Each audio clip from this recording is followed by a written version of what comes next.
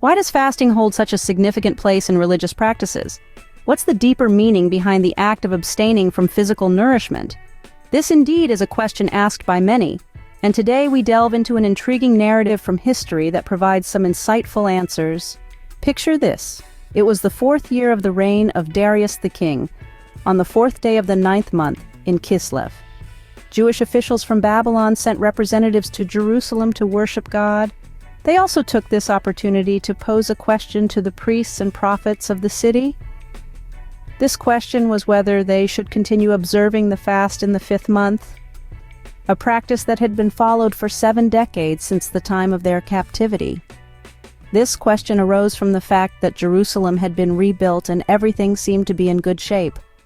So, naturally, they wondered whether the fasting, observed during 2 significant periods, one in May commemorating the fall of Jerusalem, and the other in July, marking the assassination of the governor Gedaliah, should continue.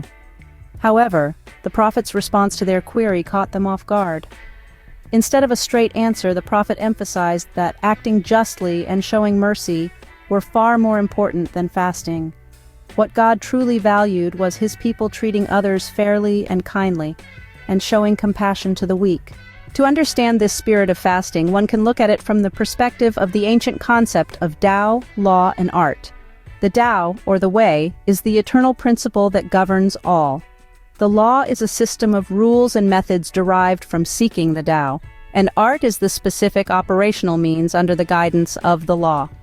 Fasting is an aspect of art, and its methods can vary greatly. When to fast, how many times, for how long, whether to drink water during fasting, whether to pray while fasting, whether it should be a community operation or an individual one. These are all means, not ends. The aim of fasting is to cultivate the fasters to achieve certain goals, to accomplish certain results, and to become a certain kind of person. This is the law, and the source of this law is the Tao. A passage in the New Testament of the Bible vividly illustrates this Tao, law, and art. It states, "If I speak in the tongues of men or of angels but do not have love, I am only a resounding gong or a clanging cymbal.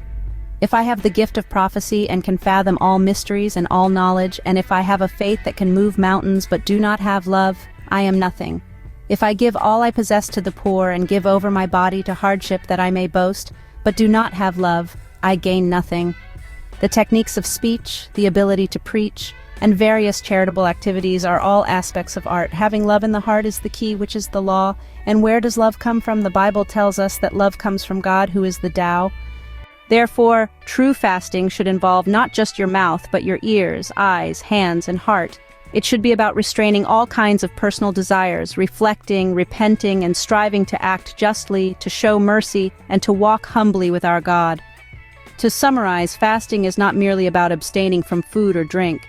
It's an art, a practice that helps us achieve a higher goal, which is to cultivate love, kindness, justice, and mercy in our hearts. The importance of fasting should not overshadow its purpose. As we have learned, the act of fasting is less about the physical act itself and more about the moral and spiritual transformation it brings about. The source of all this? The Tao, which in this context is God himself.